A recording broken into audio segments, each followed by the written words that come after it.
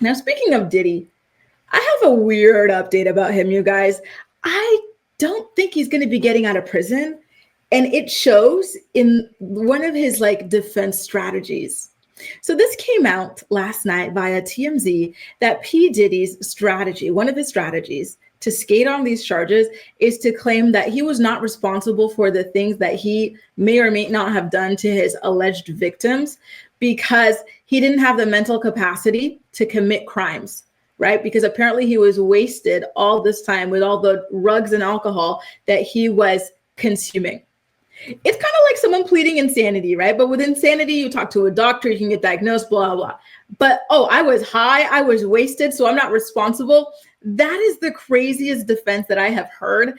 And it's kind of screaming like, oh man, my back is against the wall. I've got nothing. I'm going to try the most desperate attempt I can to get out of these charges. And that is just, my jaw was on the dropped onto the floor when I saw this. I said, there's no way.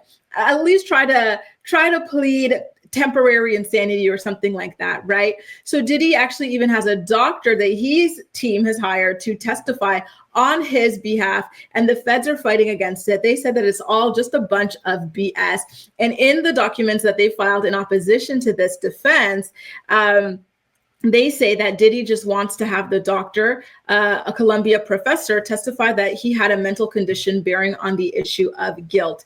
And so the prosecutors also described the potential testimony of the doctor as evidence of the defendant's inability to control his behavior. So that's the thing about these court cases.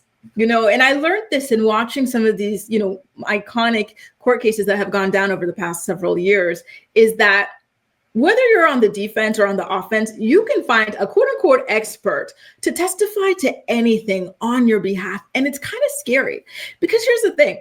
Diddy was allegedly doing these things over 20 plus years, right? So the idea that he is not responsible for a single thing that he allegedly did over 20 years because he did not have the mental capacity is crazy, right?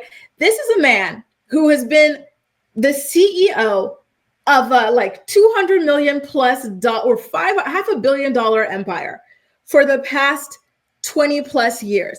And you mean to tell me that this person is not mentally capable? It is such a ridiculous, truly, truly, truly ridiculous defense. And I do not think that it is going to go off in his favor, right? And one of the things that a lot of his alleged victims would say in their testimonies and whatnot, was that they were forced to consume certain drugs and whatnot. And so now apparently Diddy's saying, well, me too. I was consuming them. If you thought you were effed up, what about me? I can't. This is just so ridiculous. I think he knows that it's over. And this is like the most, shocking defense he can come up with. And I think that typically when lawyers are going up against people who are facing RICO charges, trafficking charges and whatnot, they have certain defenses that are more sophisticated than this. And so they probably don't really know how to clap back against this. Like, how do you go? It's so shocking. It just takes you aback, right? And so good. I don't know how this is going to go for him. Very, very interesting defense, and like I said, we're going to see Diddy go on trial starting in May. So just in a couple of weeks here. Cameras are not going to be allowed in the courtroom, but we're going to be able to get a lot of updates from the people who are sitting in the courtroom, the journalists, the court reporters and whatnot. So stay tuned for that. East Awesome says Diddy is pleading drug addiction after rugging people. Bye, girl. Right? Oh, hey, Issa, nice to see you. Welcome to the live. Nikki says, especially since he was the one supplying the drugs and alcohol. Exactly. This is absolutely insane. Meanwhile, when it comes to taking the credit for building this massive empire, which is true, it's an impressive empire that he's been able to build. You were okay for that, and it's all you. And no. Lou says he premeditated all those events. BS. He is so shameless, and so is the attorney, and I completely agree. And I agree with you too, Kels. He knows his goose is cooked. This is the most desperate defense that he could have come up with. It's absolutely stunning, honestly. Nikki says if he wasn't in the right mind to commit crimes, his victims wouldn't consent to X, etc. Right?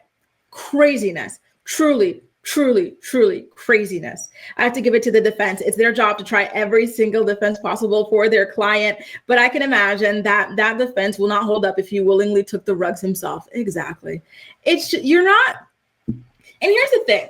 these things that he was allegedly doing did not just start at the moment where you're handing out rugs at the party, right? These are premeditated things where you are organizing with your people. You're browsing through, what is it, back pages or whatever, to find an escort, where you're telling people what hotel it's going to be in. You're telling your assistant, which brand of baby oil to buy. Like, you were not rugged up this entire time, and you would not have been able to come up with such an intricate operation and plan and carry it out for 20 plus years if you truly were mentally unsound. It's just not possible, right?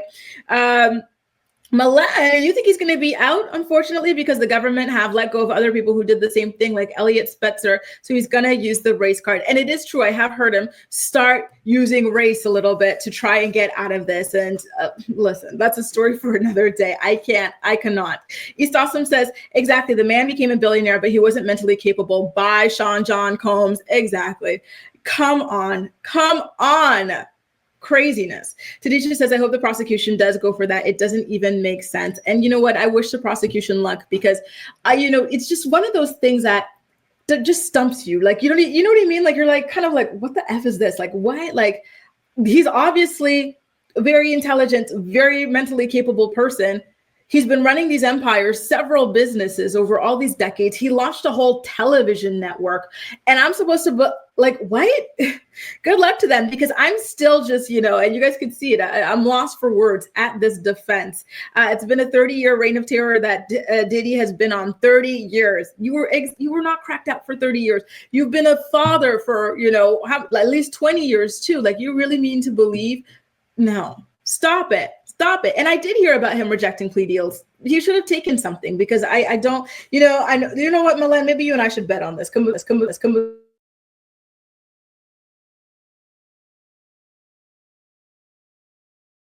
Think that he's going to be able to escape by on this, but listen, stranger things have happened. Barry says, so he was getting high on his own supply. Boy, bye, right? It's great. Diddy, you're a weirdo for this, for real. Bunny says, you cannot claim temporary insanity when there is a pattern of you doing it. Exactly. No, stop it. Such a weirdo, right? Well, anyway, I'm really looking forward to seeing Cassie's testimony. Cassie is very keen to testify against him. And listen, she was in a relationship with him for about 6 years or something like that, 6 to 10 years. And so she could testify to whether or not this guy that she was with 24/7, because he would never let her get away. Remember, when she tried to get in that elevator, he chased after her in his socks and in his towel, right? So I think that she would be able to shed some light on the extent of his rug use, right? Very, very strange stuff.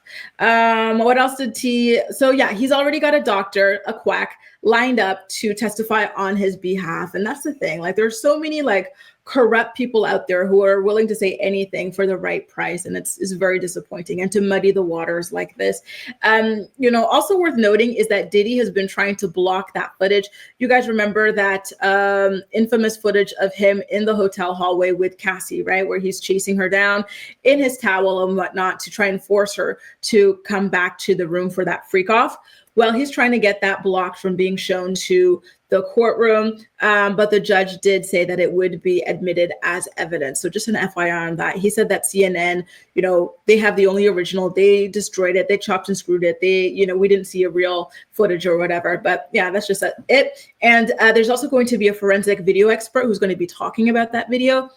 And Diddy is also trying to block that testimony as well.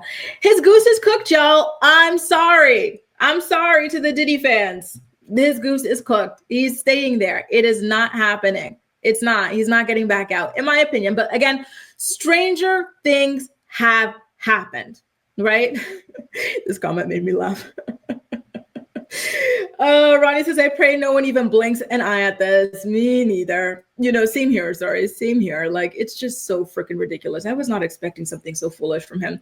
Did the rugs make him wake up and run down the hall? Exactly. Drive her back to the room. Did they make him pick up that vase and throw it at her head and whatnot? Like, geez, Theo, Diddy has fans. Eek. Yeah, unfortunately he does. There are men And I remember this when Cassie filed her lawsuit against him. There were men who were bullying her in her Instagram comments. They were saying she was a liar. She just wanted money. Everybody is just trying to take Diddy down because he's a successful Black man. All sorts of nonsense, right? So unfortunately, there are some people who are still fans of Diddy, kind of like the whole R. Kelly thing, or the whole, who was that? The Louis C.K., that comedian who flashes people. It's a sad little world sometimes.